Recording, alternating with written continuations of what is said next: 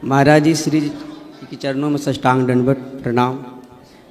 रामाय रामभद्राय रामचंद्राय दिश रघुनाथाय नाथाय सीतय पतये नमः। समय नहीं लूँगा आपका महाराज जी। हमें एक आपसे जानना है कि हम जो है छोटा परिवार में जन्म लिए हैं और उस योग नहीं है, पर हमारे गुरु महाराज जी सेवा भक्ति देखकर बचपन से संतों की सेवा में रहे हैं। गौ सेवा किए हैं, संत सेवा किए हैं। तो महाराज जी के जो भी हम आज्ञा पालन करते हैं, महाराज जी जो कहें वो करते आ रहे हैं। महाराज जी ने कहा कि बेटा अब तुम्हें भागवत सेवा करना है, तो हम भागवत सेवा कर रहे हैं। अभी तक बिहार की कई जिलों में 77 कथा कर चुके हैं ठाकुर जी की प्रेरणा से, गुरु महाराज जी की आज्ञा से। पर हम ब्राह्मण परिवार में नहीं जन्म लिए हैं, हम ठाकुर परिवार में जन्म लिए हैं। क्या हमें भागवत जी सेवा करना क्या मुझे दोष लग सकता है? मुझे ये पता देखो नहीं। ऐसा है, भागवत जी में लिखा है विरक्तो वैष्णवो विप्रो।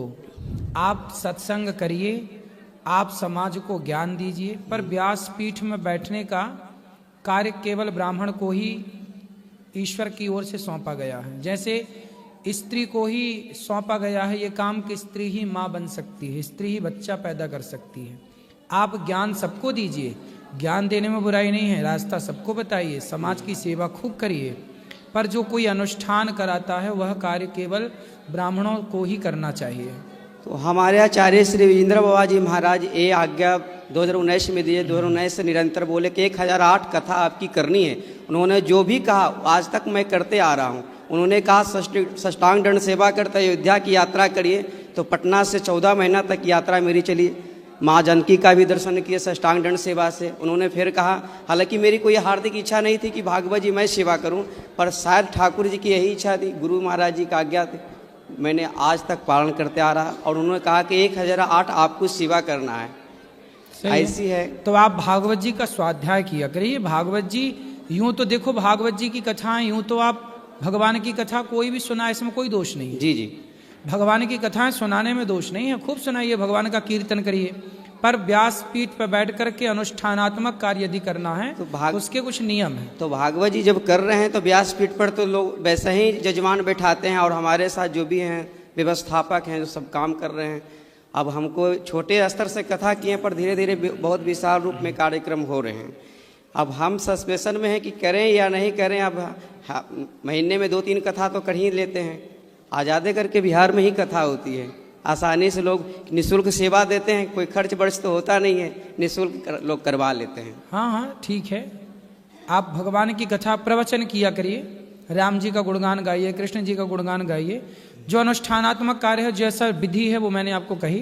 बाकी अच्छे कार्य जो हैं, कथा सुना करके समाज को भगवान की भक्ति की ओर लाना, इसमें किसी के लिए कोई आपत्ति की बात नहीं है। आपकी प्रति जो बांके बिहारी की जो असीम कृपा है, उस कृपा को देख के मैं अपने आप को बहुत प्रसन्न हूँ कि इतनी सुंदर सनातन धर्म के मानने वाले अनेकों संत महात्मा भक्त आए, पर पहली सेवा आपके द्वारा शुरू हुई अखंड महाभंडारा और माओं की सेवा।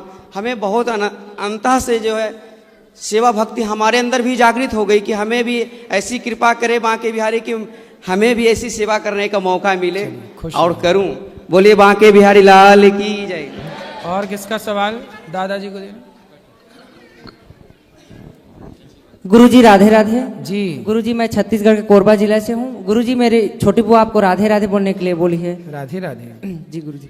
गुरुजी पहला सवाल मेरी बुआ का है, वो लड्डू गोपाल की सेवा करती है, तो क्या वो शंख बजा सकती है?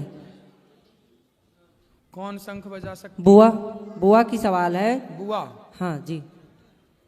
ऐसा है कि शंख ना लक्ष्मी जी के भाई होते हैं। जी गुरुजी। तो आपकी जो बुआ हैं वो भी एक लक्ष्मी है जी, तो शंख उनके भाई हुए।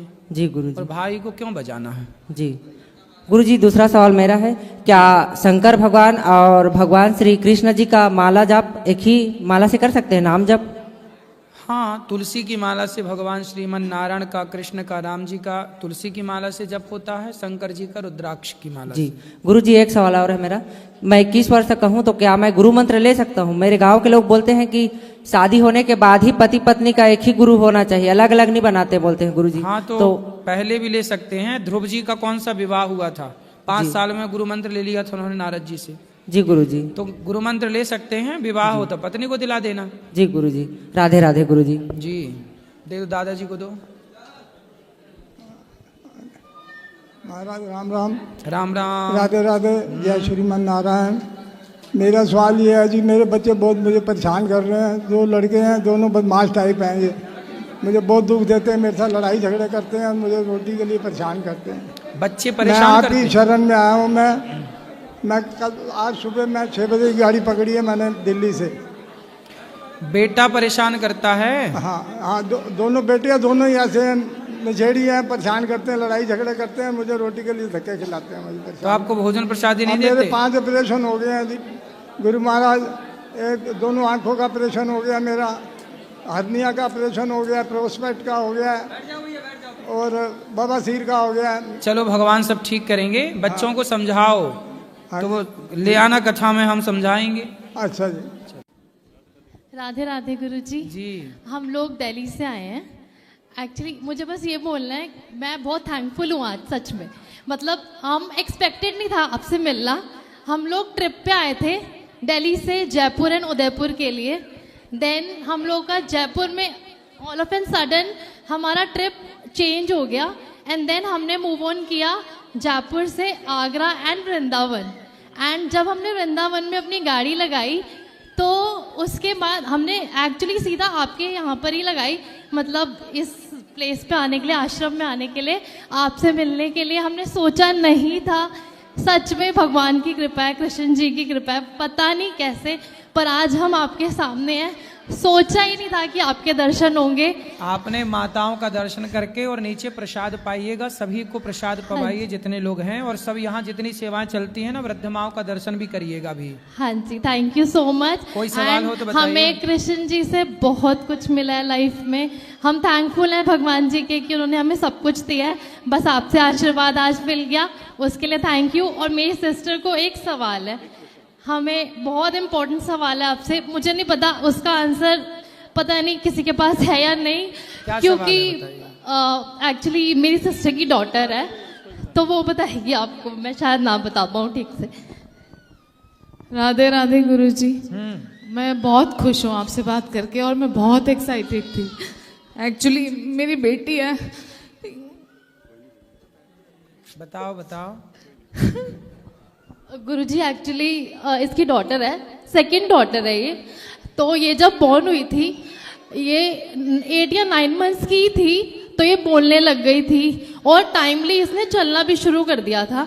अभी ये 1 ईयर की हुई नहीं थी, ये बोलने लग गई थी। लेकिन पता नहीं क्या हुआ, ये लोग दिल्ली से देहरादून शिफ्ट हुए थे जीजू के काम की वजह से, और 1 ईयर के बाद ही जस्ट इसके ये बोलना बंद हो गई। और आज ये 6 साल की है।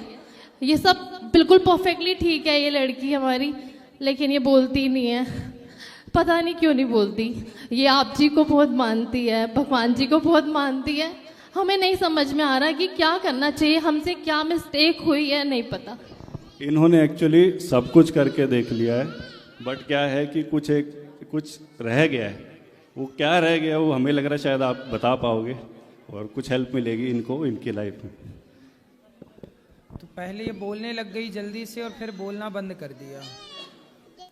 यस। भगवान के चरणों में समर्पित कर दीजिएगा। बिहारी जी, जो भी कोई दोष जीवन में होते हैं भगवान ही समाप्त करते हैं। उन्हें ही पता है कि हमारे जीवन में क्या दोष है, क्या है। तो भगवान के चरणों में बेटी को बिहारी जी का दर्शन करने गए? हाँ जी, गए थे। तो बिहारी जी के चरणों में ही उसको समर्पित कर दीजिए कि प्रभु आप अब इसे ठीक कीजिए, भगवान के हवाले करिए और निश्चिंत रहिएगा। जब बिहारी जी के चरणों में आप समर्पित करते हैं तो तेरी चौखट पे आना मेरा काम है, मेरी बिगड़ी बनाना तेरा काम है। तो भगवान को समर्पण करिए, वही हैं सर्वे सर्वा, वही करेंगे सब कुछ। थैंक यू गुरुजी, हमारा लग रहा है सफल हो गया ना। हम तो ये कह रहे हैं कि जो आप कर रहे हैं वो करते थे, करते हैं और करते ही रहिएगा।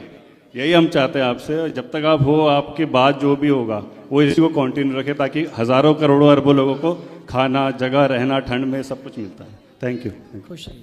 गुरुजी, मेरी बड़ी बेटी है ये, एक बार बात करेगी। राधे राधे गुरुजी। मेरा एक सवाल था कि जब श्री कृष्ण खुद ताकतवर थे इतने, तो उन्होंने भीम से जरासंध को क्यों मरवाया था? क्योंकि भीम ने कृष्ण से युद्ध करने के लिए मना कर दिया था। बोले मैं आपसे युद्ध नहीं करूंगा। और योद्धा तब तक युद्ध नहीं करता जब तक सामने वाला योद्धा युद्ध करने के लिए, आप हमसे लड़ने को तैयार ही नहीं है तो हम कैसे लड़ें? भाई जबरदस्ती नहीं होती ना। युद्ध होता है धर्म युद्ध, तो धर्म युद्ध में जबरदस्ती नहीं होती।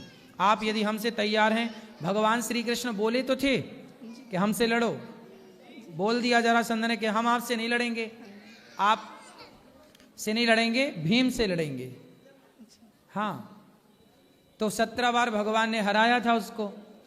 एक बार भगवान 18वीं बार मैदान छोड़ के भाग गए। जी, रणछोड़दास। तो जरासंध को लगा कि आप तो हमसे हार गए हो, अब वो हार गए हो, मैं जीता हूं, तब मैं ये जीत अपनी बरकरार रखना चाहता हूं। भाई फिर से लड़ा, कहीं आप हरा दिए तो फिर मैं हार जाऊंगा। अभी कम से कम ये कि मैं आपसे जीता हूं, तो अब मैं आपसे नहीं लड़ूंगा, आपको तो मैं हरा चुका हूं, आपसे क्या लड़ूं, ये भीम से लड़ूंगा।